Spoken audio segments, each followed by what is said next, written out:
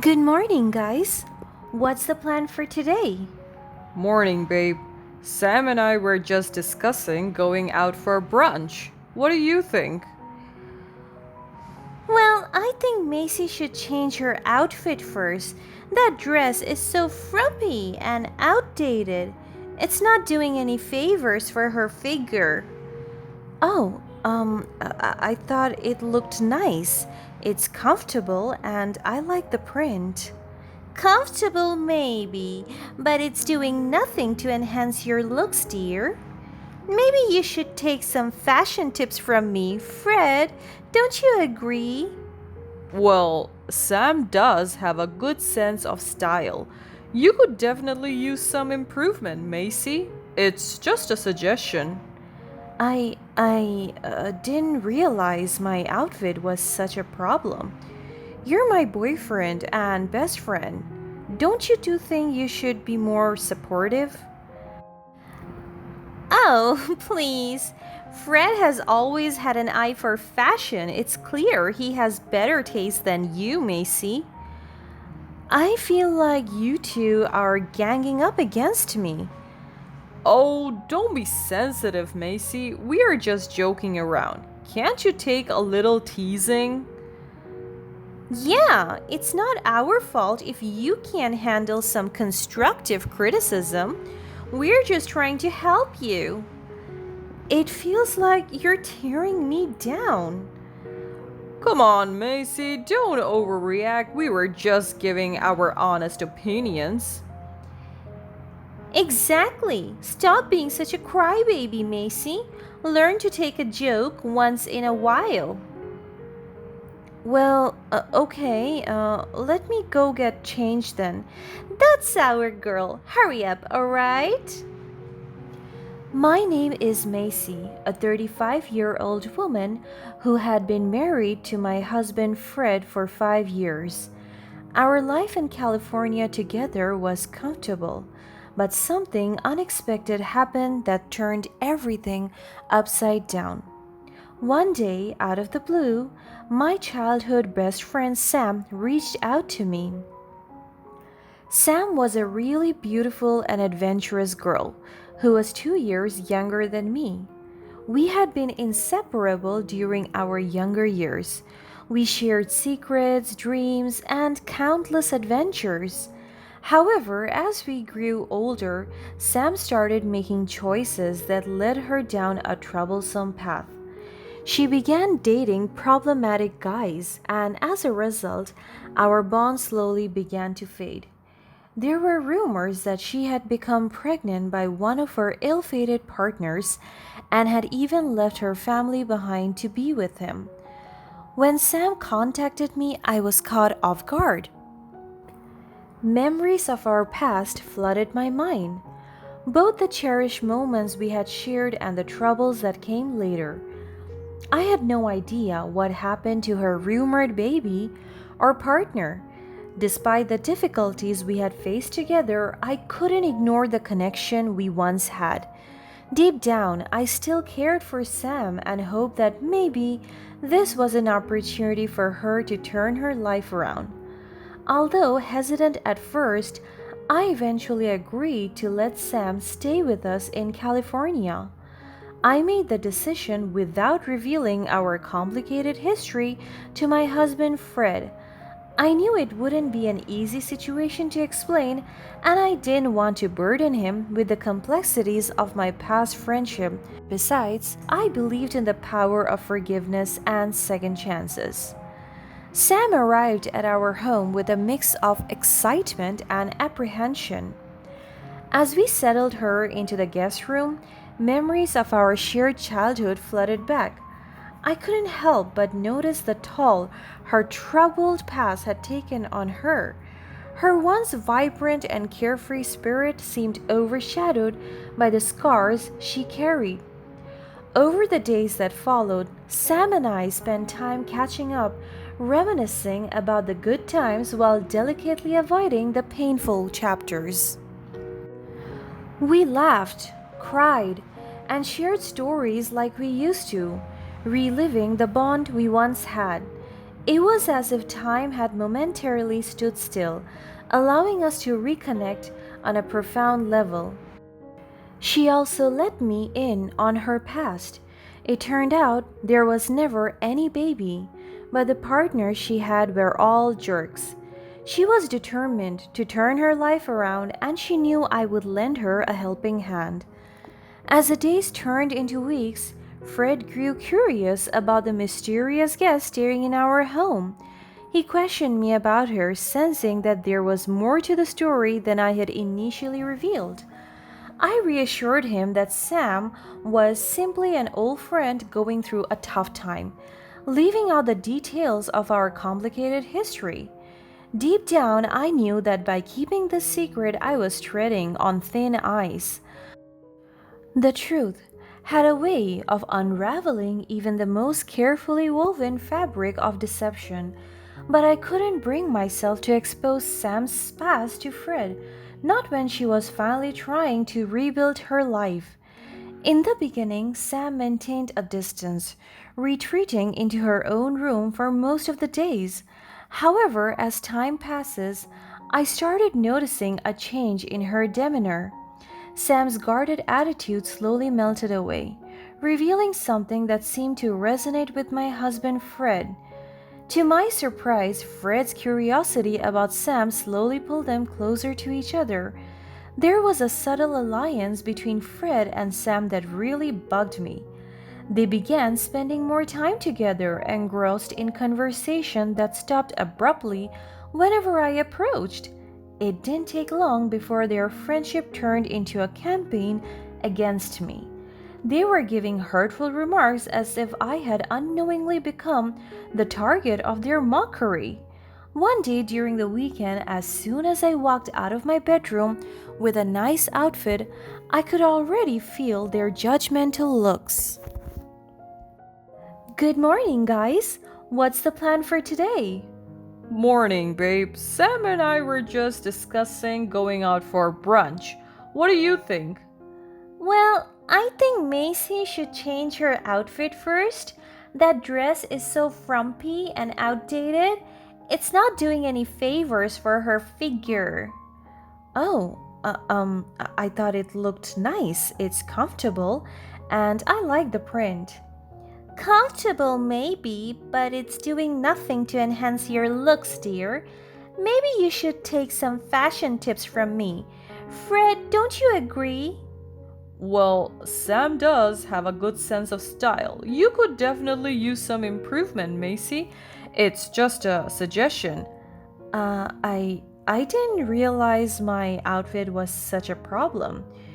You're my boyfriend and best friend. Don't you think you two should be more supportive?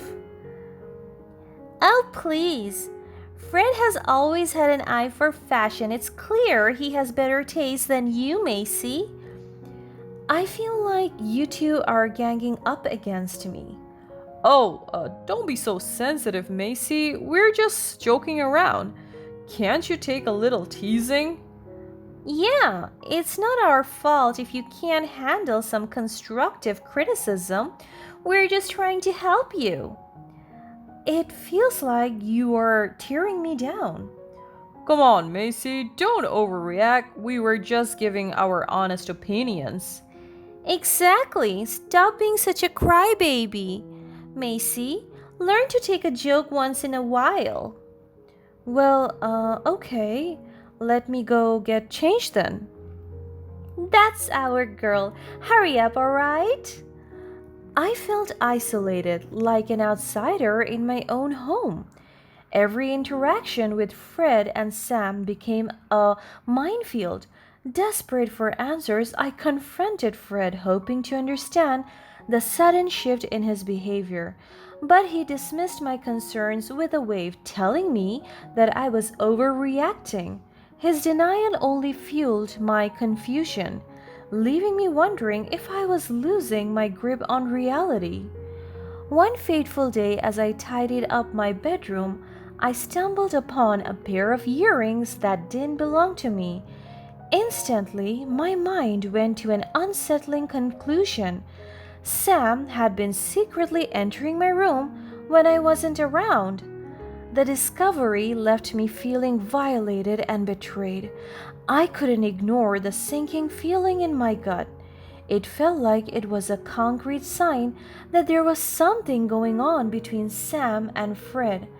I decided to gather information discreetly. I struck up casual conversations with the building's security guards, subtly inquiring about any unusual occurrences. Little by little, they shared bits of information that sent shivers down my spine.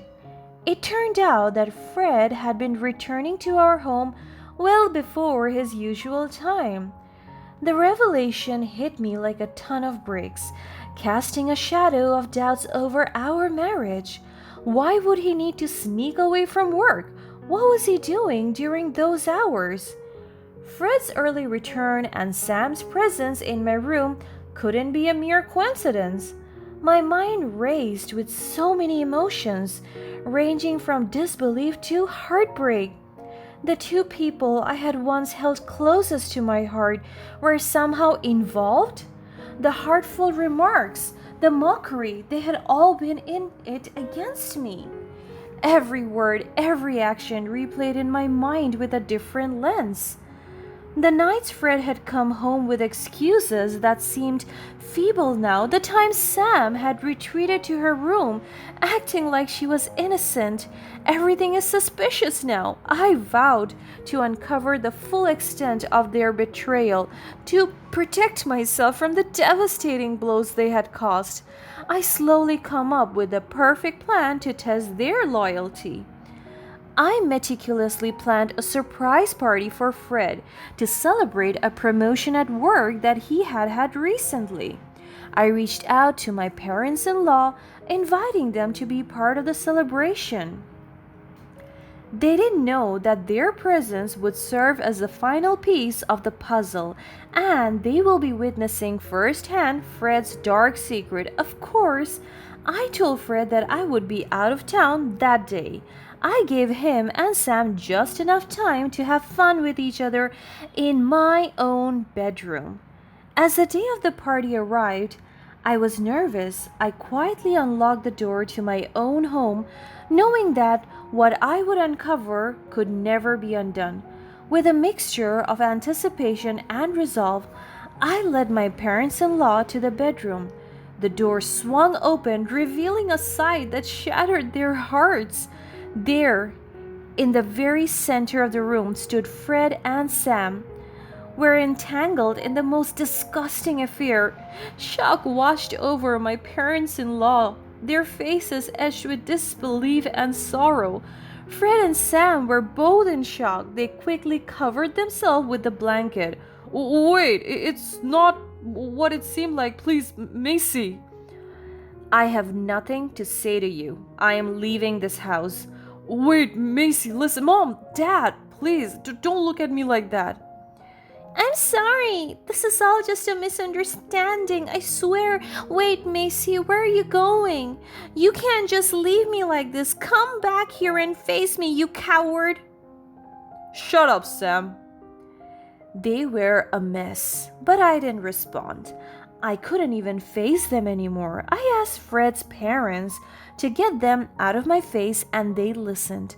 I left Fred and Sam there to confront Fred's parents. I went straight to my suitcase and started packing and left. Nobody was stopping me. I moved to a friend's house, waiting for that nightmare to be all over. I had already sent the divorce papers to Fred, so now the only thing I could do was just wait. During these days, I was devastated. I had never been so miserable in my whole life. The truth really weighed upon me. And even though I didn't regret what I did, it was still tough to admit that my husband was cheating on me with my childhood best friend. Just a few days after my departure, a phone call from Fred's parents completely changed everything. Their voices trembled with worry as they revealed that Sam had vanished without a trace. Fred's parents reported her disappearance to the police, and they started looking into her troublesome past. It turned out that there had been a lot that Sam didn't tell me. Sam had been entangled in a web of fraud. Worse yet, she had manipulated Fred into becoming an accomplice, convincing him to steal over $500,000 from his company's funds. The weight of the revelation pressed upon me. Her true colors had been unveiled in the most devastating way possible. Now that she had disappeared, Fred was all alone to bear all the consequences. I made the decision to cooperate with the authorities. I shared every detail that I knew, providing the police with the necessary information about Sam and putting an end to her crimes. Days turned into weeks as the investigation unfolded. Finally, the law reached her and she was arrested at a bar in Montana. As the legal process unfolded, Fred faced the harsh reality of his actions. The consequences of his involvement came crashing down upon him in the form of hefty fines and legal repercussions. Fred's parents were devastated. To be completely honest, I did feel bad for them. After all, they had been really kind in-laws to me, but unfortunately, their son was just a cheating, lying jerk. Meanwhile, Sam faced even graver charges. The judicial system would show her no mercy. She was put in jail, and I knew that was probably going to be the last time I would see her. Even if she managed to get out of jail as a changed woman, I wouldn't want to see her again. She had crossed a line and then ruined my life. And to think all I was trying to do was lend her a helping hand. The aftermath of the ordeal left me emotionally drained. But amidst the pain, I found strength. I made a firm resolve to move forward. It was time to reclaim my life, focusing on healing, and rebuild a bright future. With renewed determination, I embraced a path of self-discovery and self-care. I sought solace in the support of loved ones and get better day by day. As time passed, I pursued new passions that had long been neglected, rediscovering the joys and talents. And that was when I crossed paths with Nick. It happened one sunny afternoon while I was attending a local community event. Engrossed in the festivities, I found myself drawn to a captivating display of artwork. As I admired the intricate brushstrokes and vibrant colors, a warm voice resonated beside me. Turning to face the source of the voice, I was met with the most genuine, kind eyes. We struck up a conversation, effortlessly sharing our thoughts on art, life, and the myriad of experiences that had shaped us. We discovered shared interests, shared values, and a deep understanding. Nick possessed a compassionate nature, always attentive and empathetic to those around him. With him, I found a safe haven where I could fully embrace my journey of healing. Together, we embarked on adventures, whether it was hiking through scenic trails, exploring quaint towns, or simply sharing quiet moments of joy in each other's company. We navigated life's ups and downs together, communicating openly and honestly. Nick was truly a partner who cherished and respected me, someone who brought light and joy into my life. And so, with a heart brimming with gratitude and a free spirit, I walked towards a brighter future, leaving behind the toxic past and embracing a life filled with love, joy, and the promise of a happily ever after.